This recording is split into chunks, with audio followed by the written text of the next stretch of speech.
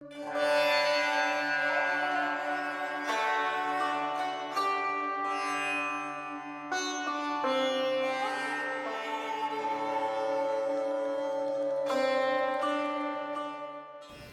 morning, everyone. Continuing with Master Course Merging with Siva lesson, Life the Great Experience, given in 1957 in the Sutter Street Temple. Saturday, Awakening Willpower. This is why you were born. The one and only reason why you are existing in your material body is first to unfold into your clear white light, then penetrate deeper and deeper, touch into the self, become a knower of the self, Satchita Ananda, and then deeper still into Nirvikalpa Samadhi, self-realization, preparing for the next steps on the classical yoga path, moksha, freedom from rebirth, and Vishvagrasa, merging with Shiva.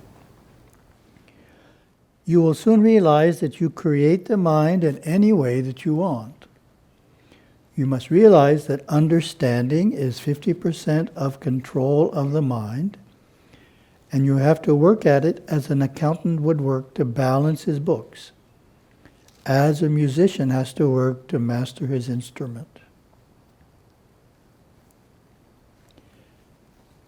I did a search, and in terms of the phrase touch into the self, equated with the experience of Satchita Ananda, it's the only statement of its kind in the whole trilogy. So, if some of our older shishya talk about touching into the self, this is the reference which explains that.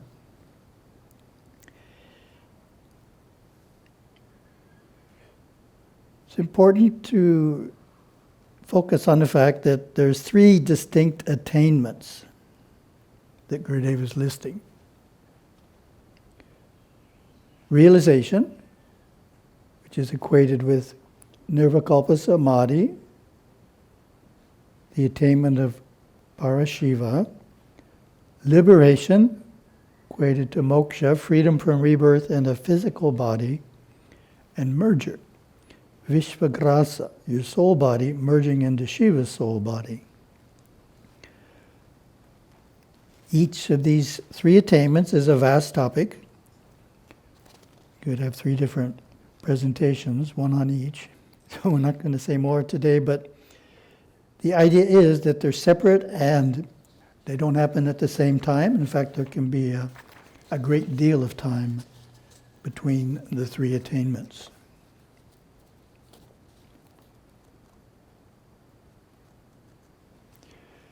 Then we have the idea that understanding is 50% of control of the mind. This idea is developed further in Merging with Siva, chapter 24, which I'll read a portion of. Why must you study the mind? Because understanding alone is 50% of control of the mind. This understanding is necessary to impress the subconscious deeply enough to secure awareness, so that spiritual strength continues to come from within, from the superconscious through the subconscious. Before we can meditate, we have to know our way around within the mind. What part of you understands how the mind works? It is your superconscious. The subconscious can't understand how the mind works because it's the repository. The subconscious can't understand. It's a collective repository. Your conscious mind can't understand either, for it is opinionated knowledge, looking at the world through the eyes of others. Only the superconscious and sub-superconscious can conceive how the mind works. That's a beautiful statement on the conscious mind. I'll read it again. Your conscious mind can't understand either, for it is opinionated knowledge looking at the world through the eyes of others. excellent comment on opinionated knowledge. When a situation comes up, I observe how the conscious mind looks at it. Then I ask how my subconscious would see it. Pondering further, I inquire how my superconscious relates to it. Then how my superconscious views it. Through this process, I get a clear picture of what happened, how it happened, and if I would take it seriously. You might react strongly to a happening, but when you look closely, you see it wasn't much to be concerned about. It was just the subconscious reacting. So you forget it. The subconscious was the problem. It is your superconsciousness, intuitive understanding, that makes such judgments. Then back to the lesson text. To know yourself is why you are on earth. You were born to realize the self. You are not here to make money, to clothe yourself, or to entertain yourself. These are incidentals. You are here on this planet to realize the self-God, and the only way to experience self-realization is to awaken within you a dynamic, indomitable, actinic will. To do this, the steps are: first, find out what and where the willpower is. Everyone has it. Willpower is that quietness within, that serenity that is likened to a light so bright that you cannot see it with the physical eyes. Second, learn to use this actinic will. Begin with little things that you do. Become satisfied with everything that you do. To you, it must be a work of art, even if it is just drying a dish, cleaning a floor, or painting a picture. Your work must satisfy you. And if it does not satisfy the inner you 100%, you must use your indomitable willpower and keep striving until it does. You must become a perfectionist unto yourself. But first decide what your standard for perfection is. You must control the quality of your work.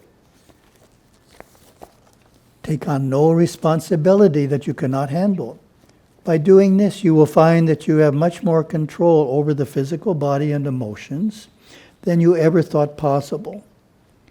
You will begin to demonstrate to yourself your powers of control over material creations, the physical body, and the emotions of the instinctive area of the mind.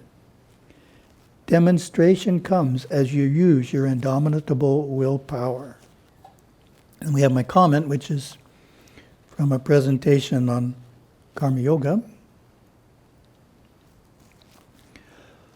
All the good habits and self-control we develop in our outer life are useful in our inner life as well.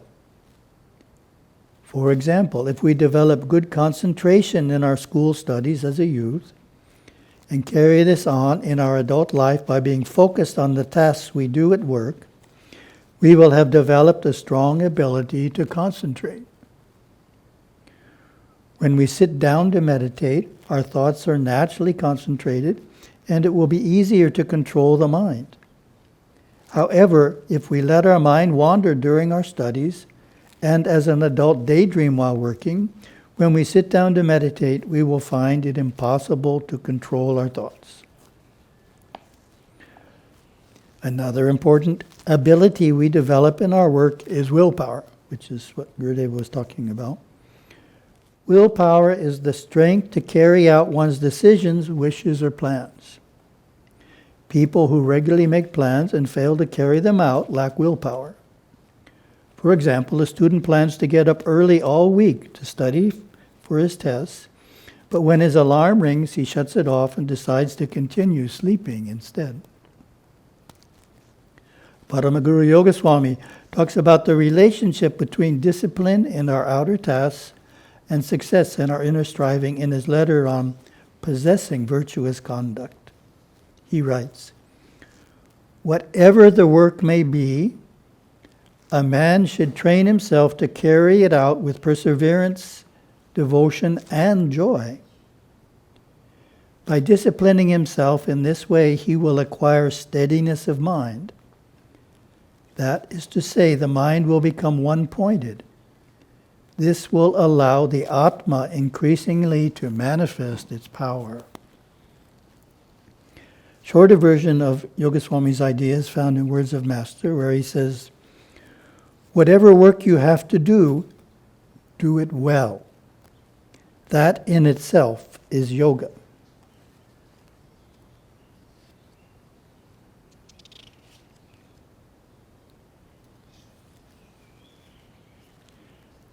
Then we have a related material from Gurudeva on comparing the experience of Satchita, Ananda, and Parashiva. It's from a 1981 talk he gave to the monks. Parashiva, the self-God, lies resident at the core of man's existence, far beyond the reach of the external phases of consciousness. Yet these exist only because that exists, the timeless, causeless, spaceless God Shiva beyond the mind. The other perfection inherent in the soul of man is Satchit Ananda, being, consciousness, and bliss. When mind force, thought force, and the vrittis, or waves of the mind, are quiescent, the outer mind subsides and the mind of the soul shines forth. We share the mind of God Shiva at this superconscious depth of our being. In entering this quiescence, one first encounters a clear white light within the body, but only after sufficient mastery of the mind has been attained.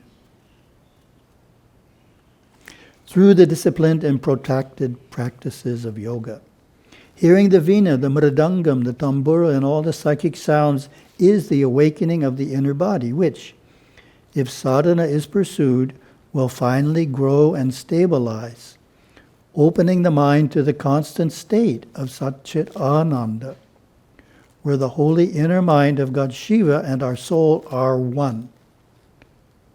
I hold that Satchit Ananda, the light and consciousness ever permeating form, God in all things and everywhere, is form, though refined form to be sure.